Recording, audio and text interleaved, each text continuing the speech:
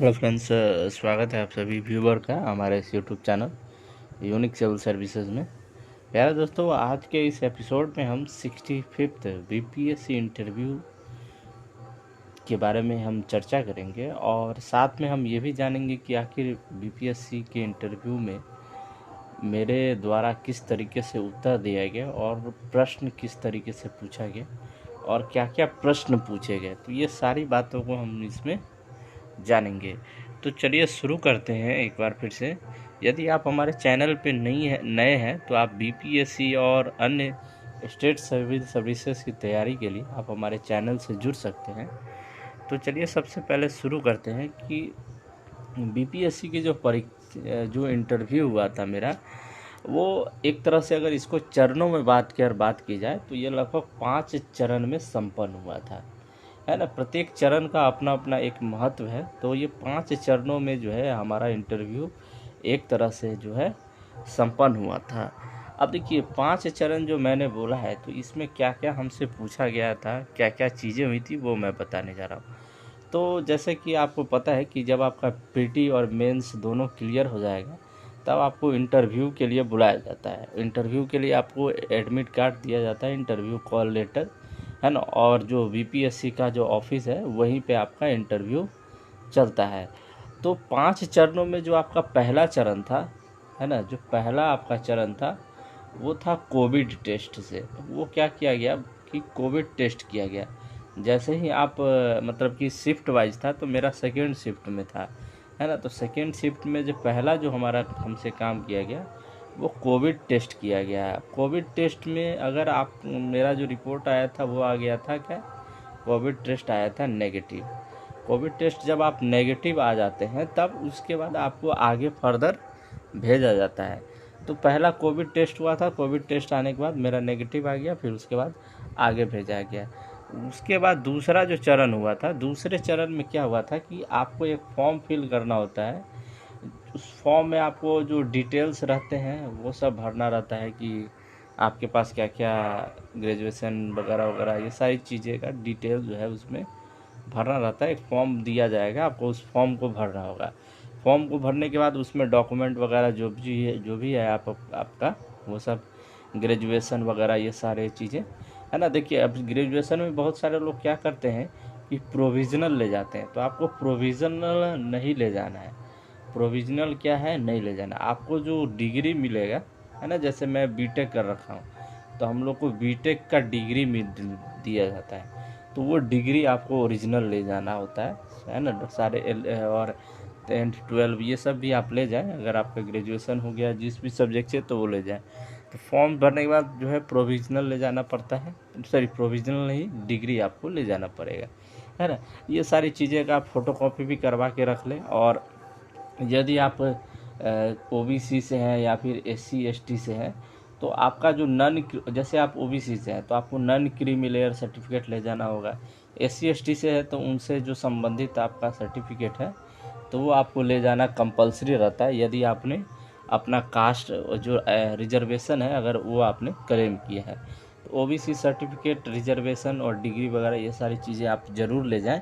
Form भरने के बाद आपको फॉर्म वहाँ पे जमा करना पड़ता है। सबमिट जब आप कर देंगे तो उसके कुछ समय बाद आपको जो है एक कोड जनरेट किया जाता है ना। एक कोड आपको दिया जाएगा जनरेट करके, और उसी कोड के माध्यम से जो है आपको फिर अगले जो व्यक्ति होंगे, वो जो आपका इंटरव्यू जिस रूम में होने वाला होगा, सपोज कीजिए बी रूम है, तो इस बी रूम में आपको ले जाके वो इंटरव्यूअर उसके बाहर आपको बैठा देगा। और फिर जब आपका टाइम होगा तो उस टाइम पे जो है आपको इंटरव्यू के कक्ष में प्रवेश मिल जाएगा। अब इंटरव्यू कक्ष में जब आप प्रवेश करेंगे तो मैंने जो बताया था वो आपको मैं बता रहा हूँ कि इंटरव्यू कक्ष में जब मैंने प्रवेश किया, है ना, तो उस समय जो है जनरली जो है वो 5 पैनल के लोग बैठे हुए थे। जनरली 4 या 5 रहते हैं, तो जिसमें एक लेडीज़ थी और 4 जेंट्स थे, है ना। तो एक लेडीज और 4 जेंट्स। तो मैं जैसे ही ये सपोज कीजिए रूम है और ये दरवाज़ा है, तो इस दरवाजे से मैं जब एंटर किया तो यहाँ पे 5 जन बैठे थे। तो उन सभी को पहले मैडम थी, मैंने उनको थोड़ा सा प्रायोरिटी देना ठीक समझा, है ना, क्योंकि वो सेंटर सामने बैठी थी। तो उनको मैंने बोला उस समय गुड आफ्टरनून, तो गुड आफ्टरनून मैम, और सभी गुड आफ्टरनून सर। इतना बोलने के बाद उन्होंने बोला कि हैव ए सीट, जो भी मेरा नाम था, मेरे नाम से पुकार के हैव ए सीट। उसके बाद मैं सीट पे जब बैठ गया, तब फिर उन्होंने जो एक नॉर्मल जो क्वेश्चन पूछा जाता है कि आप अपने बारे में बताइए, है ना, या फिर इंट्रोड्यूस योर सेल्फ। तो अब इसमें भी बच्चे, जो मैंने बताया वो बता रहा हूँ मैं, कि मैंने बताया कि मेरा नाम भारत भूषण कुमार है, और मैंने जो है मैं बिहार राज्य के मुजफ्फरपुर ज़िले का रहने वाला हूँ, और मैंने जो अपनी बीटेक है वो, जो भी मेरा यूनिवर्सिटी था, मैंने उसका नाम बताया, और साथ में वर्तमान में मैं छत्तीसगढ़ शासन के अंतर्गत कार्यरत हूँ। और साथ में मैं ये भी बताया कि मैं साथ में जो है आपका एनएमडीसी में भी कार्यरत हूँ। तो ये सारी चीज़ें मैं उनको बताया। फिर उन्होंने उसके बाद से जो है उन्होंने मुझसे प्रश्न पूछना शुरू कर दिया। तो चूँकि मैं बताया कि मैं छत्तीसगढ़ शासन के अंतर्गत कार्यरत हूँ और बस्तर संभाग के दंतेवाड़ा ज़िले में हूँ, तो उन्होंने यहाँ से क्वेश्चन उठाना शुरू कर दिया। अच्छा, आप दंतेवाड़ा ज़िले में हैं? तो क्योंकि दंतेवाड़ा या बस्तर का जो एरिया है वो पूरा नक्सलियों से संबंधित है, तो पूरा, तो इन सभी से रिलेटेड भी उन्होंने जो है मेरे से प्रश्न उन्होंने करना शुरू कर दिया, है ना, दंतेवाड़ा से भी और छत्तीसगढ़ से भी, है ना। उसके बाद जो है, जो 15 अगस्त को, उसके बाद आगे क्वेश्चन बढ़ता चला गया। तो उसके बाद देखिए 15 अगस्त को ही जो है वहाँ के जो चीफ मिनिस्टर है छत्तीसगढ़ के, उन्होंने 4 नए ज़िलों के घोषणा की है, 4 नए ज़िले बनाने की घोषणा की है। तो इनके बारे में भी मेरे से सवाल पूछा गया कि अच्छा बताइए कि क्या जो 4 नए ज़िले जो अभी बनने वाले हैं, क्या आप नाम उनका बता सकते हैं? तो मैंने उन 4 नए ज़िलों का भी नाम बताया जो छत्तीसगढ़ में बनने वाले हैं। फिर उसके बाद से मुझे अच्छा किस संविधान के किस भाग से इसको बनाया जा रहा है, तो वो भी मैंने बताया। तो एक तरह से बोल सकते हैं उन्होंने करंट को इसको जोड़ दिया। फिर उन्होंने मुझसे पूछा कि बिहार में जो है बिहार में कौन कौन से ज़िले जो है कि वो नक्सली ग्रसित हैं, आप उनके बारे में बताइए। तो मैंने उनको भी बताया कि बिहार में कुल 8 या 9 ज़िले हैं जो कि दक्षिणी बिहार में आते हैं। ये सारे ज़िले जो हैं वो अभी नक्सलवाद से ग्रसित हैं। और फिर उन्होंने बताया कि अच्छा, नक्सलीवाद को जो है आप ख़त्म कैसे कर सकते हैं, क्या उसे ख़त्म किया जा सकता है या फिर मिनिमाइज किया जा सकता है। तो मैंने अपने अनुसार से इसका उत्तर दिया। फिर उन्होंने मेरे जो ग्रेजुएशन का सब्जेक्ट था, जैसे कि मैं मैकेनिकल इंजीनियर हूँ, तो मैकेनिकल इंजीनियरिंग से भी उन्होंने कुछ सवाल पूछे। उसके बाद जो मेरा ऑप्शनल क्या था, केमिस्ट्री था, है ना, मेरा ऑप्शनल जो था वो केमिस्ट्री था। तो उसके बाद उन्होंने ये क्रॉस क्वेश्चन किया कि आप मैकेनिकल इंजीनियर से पढ़ के यदि आपने केमिस्ट्री ऑप्शनल क्यों चुना है। तो ये भी एक बहुत ही शानदार सवाल था, है ना, चूँकि आप नॉर्मल भी पर्सन सोच सकता है कि भाई बीटेक किया मैकेनिकल इंजीनियर से और केमिस्ट्री क्यों पढ़ा रहा है। तो ये सारी चीज़ें भी मेरे से पूछा गया।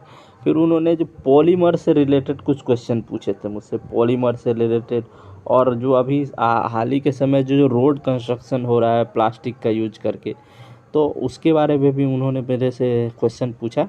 फिर उन्होंने मैकेनिकल इंजीनियरिंग, चूँकि मैं कुछ समय मारुति सुजुकी में भी जॉब कर चुका था, तो उन्होंने पूछा कि अच्छा, आप वहाँ पे मशीन डिजाइनिंग के तौर पे काम कर रहे थे, तो आप बता सकते हैं क्या मशीन के बारे में। मशीन के बारे में भी उन्होंने मेरे से क्वेश्चन पूछा कुछ। इसके बाद जो है धीरे धीरे आगे बढ़ता चला गया, और कुछ जो है क्वेश्चन जो मेरे से पूछे गए थे, वो कुछ क्वेश्चन क्या था, सिचुएशनल था। सिचुएशन क्वेश्चन भी मेरे से लगभग 3-4 क्वेश्चन पूछे गए, जो कि इसमें से 2 क्वेश्चन जो था वो नक्सलवाद से संबंधित था, कि नक्सलवाद से आप कैसे उसको मिनिमाइज कर सकते हैं और शिक्षा के क्षेत्र में क्या विकास कर सकते हैं, बहुत सारी चीज़ें थी। 2 क्वेश्चन और भी मेरे से सिचुएशन बेस्ड ही पूछा गया था, जो कि नॉर्मल था, आप उसका जवाब दे सकते थे। उसके बाद मेरे से जो है इंडिया चाइना रिलेशन पे पूछा गया, और अभी जो करंट जो सिचुएशन चल रहा है आपका इंडिया और अफ़गानिस्तान, है ना, तालिबान, इंडिया पाकिस्तान, इनसे भी क्वेश्चन पूछे गए, है ना। और अभी हाल ही के समय में जो 1-2 ट्रीटी हुआ था यूएसए के साथ, रसिया के साथ, तो वो सब भी हमसे पूछा गया था। तो कुल मिला के मेरा जो इंटरव्यू था वो करंट बेस्ड, और जिसको हम बोल सकते हैं कि करंट बेस्ड होने के साथ साथ ये थोड़ा फैक्चुअल डाटा के ऊपर भी निर्भर था। तो इस तरीके से मेरा इंटरव्यू चला, और मेरा इंटरव्यू का जो टाइम था, जैसे कि मैं आपको बता सकता हूँ, मैं 2 बजे घुसा था और लगभग 2:30 तक मेरा ये इंटरव्यू, बहुत लंबा इंटरव्यू चला गया था। जनरली बीपीएससी इतना लंबा इंटरव्यू नहीं लेती है ना। तो इस तरीके से चला। तो ये मेरा लगभग जो है वो चौथा चरण आप इसको मान सकते हैं कि चौथा चरण जो था मेरा इंटरव्यू का था। अब लास्ट जब मैं इंटरव्यू दे के निकला, तब उसके बाद जो है आपका मेडिकल टेस्ट लिया गया, मेडिकल टेस्ट, है ना। तो इसके लिए आपको मामूली सा एक 16 रुपीज़ का फॉर्म भरना पड़ता है। 16 रुपीज़ का फॉर्म, 16 रुपीज़ आपको देना पड़ेगा मेडिकल टेस्ट के लिए।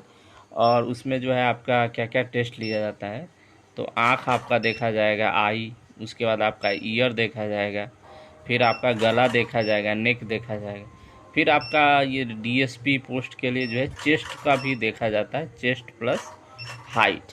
तो ये सारी चीज़ें आपको देखा जाएगा। उसके बाद आपका ब्लड टेस्ट होगा, बीपी टेस्ट होगा, है ना। और जो है बीपी और शुगर वगैरह भी देखा जाता है थोड़ा बहुत, है ना। हालांकि इसका उतना टफ नहीं रहता है ना। यदि आपका थोड़ा बहुत दिक्कत भी है, आई और ईयर अगर अच्छा है, तो आप जो है अगर बहुत सारे पोस्ट के लिए एलिजिबल हो जाएंगे, है ना। लेकिन चेस्ट आपका और हाइट ज़रूर होना चाहिए, तभी आप डीएसपी के पोस्ट के लिए एलिजिबल होंगे, है ना। तो ये सारी चीज़ें हो गई। उसके बाद छुट्टी दे दिया गया, और उसके बाद फिर हम लोग सेंटर जो ऑफिस था उससे बाहर निकल गए। तो इस तरीके से मेरा ये इंटरव्यू हुआ था। लगभग जो है 30 मिनट का इंटरव्यू चला था, और लगभग मुझे 3 घंटे 2-2.5 घंटे, मतलब एक तरह से बोल सकते हैं, लग गया था इंटरव्यू में। धन्यवाद, फिर मिलते हैं नेक्स्ट वीडियो में।